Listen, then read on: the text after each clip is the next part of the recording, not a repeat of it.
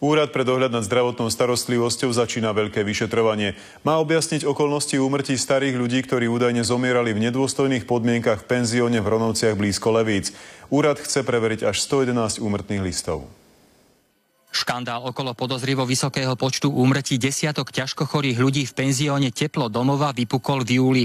Úrad pre dohľad nad zdravotnou starostlivosťou na žiadosť prokuratúry skontroluje napríklad správnosť vyplňania listov o prehliadke mŕtvého. Úrad požiadal o upresnenie, v ktorých prípadoch je podozrenie, že došlo k nesprávne poskytnutej zdravotnej starostlivosti. Úrad si posvieti aj na lekárov, ktorí starkých ošetrovali a keď zomreli, vypisovali im úmrtné listy. Jedným z nich je doktor Orsák. Väčšinu starkých v domove dobre poznal. Sa tam vyskytujú veľmi často, dá sa povedať v 90% diagnózy I50, ktoré hovoria, že dotyčný človek odišiel na druhý svet v dôsledku kardiopulmonálneho zlyhania. Napriek škandálu okolo penziónu pobyt v ňom novým klientom naďalej odporúča. Je presvedčený, že pokiaľ ide o lekárskú starostlivosť či vypisovanie úmrtných listov, nikdy nepochybil. V žiadnom prípade som neurobil chybu týkajúcu sa medicínskeho prístupu k daným pacientom. Je to veľmi